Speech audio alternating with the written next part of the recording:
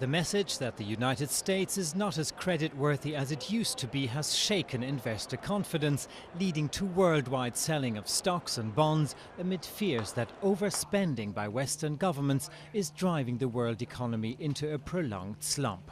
For some, that's the price to pay for pumping too much cash into the crumbling banking system during the financial crisis. Now, after saving the banks, they found their countries, their treasury bankrupted. And who are they going to borrow against? There is no bank of the universe to turn to. Unfortunately, I think we are facing a much longer-term crisis. That's not exactly what European governments like to hear. The eurozone, they say, deserves a break after saving Greece from imminent financial disaster.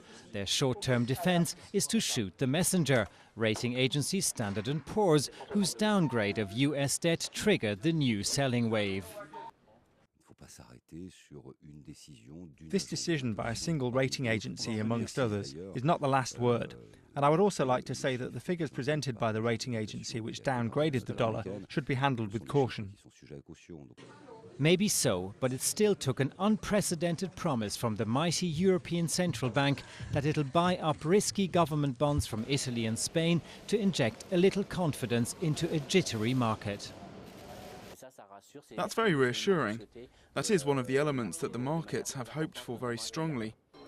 And probably good enough for the short term. But as increasingly nervous governments try to juggle debt reduction with the need to support economic growth, the chances are that this debt downgrade may not be the last.